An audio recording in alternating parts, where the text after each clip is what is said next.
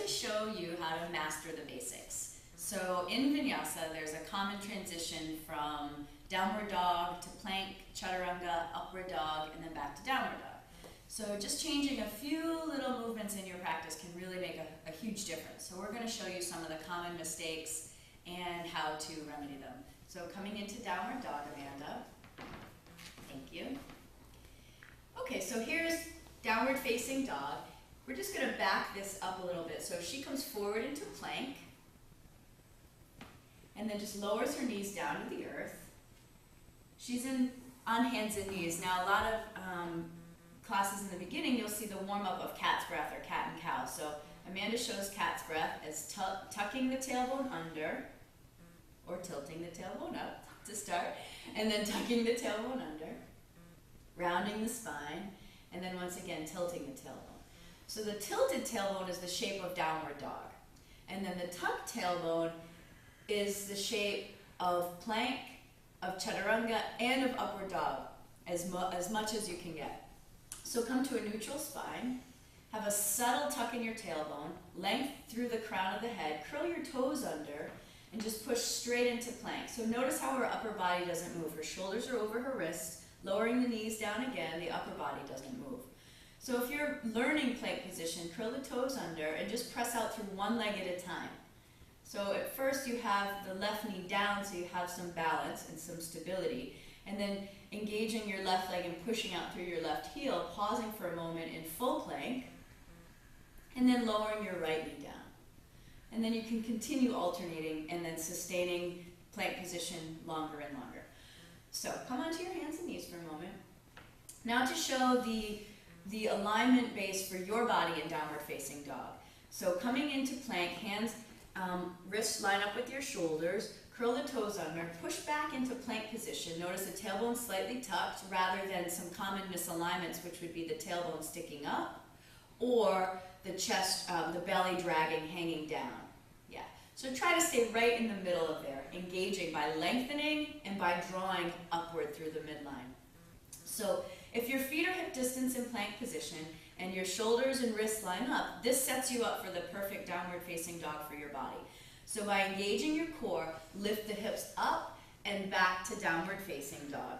The heels don't have to touch down, but your shoulder and foot distance here will be perfect alignment if you just start from plank. So now Vinyasa is a very efficient system. So if your feet are in too close in downward dog, if you just step your feet in a little bit, in too close, step them forward. Thank you. So if Amanda were to come forward into plank here, notice her shoulders would go past her wrists, or she would have to step her feet back. So this is an unnecessary adjustment that gives a little hiccup in the breath. So in order to maintain a seamless transition from a properly aligned downward facing dog, she comes forward into plank, rolling through the spine, pushing out through the heels and forward through the crown. So now the transition from plank to Chaturanga Dandasana. So lowering the knees down first to show the modified variation, slowly lowering down. Notice the shoulders and hips stay the same distance, and the shoulders don't drop down. Show knees, chin, and chest, Amanda. So this is not an option to Chaturanga rather. This is a completely different pose. So notice that these are also some of the common misalignments that you see in Chaturanga. Go ahead and show those, not as exaggerated.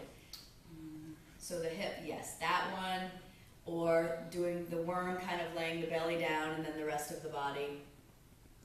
Right, so if one of those are your Chaturangas, you can start with on hands and knees, and maybe just walking the hands slightly forward from regular hands and knees. And as you come down, it's slightly forward and down. Shoulders and hips stay at the same height. Knees down, Chaturanga. Good. And then coming all the way down to the ground, tops of the feet to the floor, rolling the shoulders back for Cobra, pushing the pubic bone down and lengthening the legs. All right, so pulling up from the belly to lift the hips first to come back to downward facing dog. Thank you, Amanda. Again, roll forward into plank. We'll show the full variation of Chaturanga. Lift through your core and legs as you slowly lower into Chaturanga. Good. And then tops of the feet come down and the arms straighten and you come rising up into upward facing dog. So we'll show that again, seamless transition. Back to downward dog, please. Roll forward into plank. Inhale. Exhale, slowly lower Chaturanga. Pause. Step over the feet, some roll over the toes, and then come up to upward facing dog, thighs off the ground. To pull back to downward dog, use your belly rather than your sacrum or hips to lift you up and back. And landing in downward facing dog. Good. Go ahead and rest in child's pose. Thank you. So it can be very easy. Again, one of the major transitions is sustaining your Chaturanga. If you push the elbows out to the side in Chaturanga, then all of the energy is moving away from your body rather than sustaining yourself through the core. So just a couple little things can make a huge difference in your practice. I hope this has been helpful. Thank you. Namaste.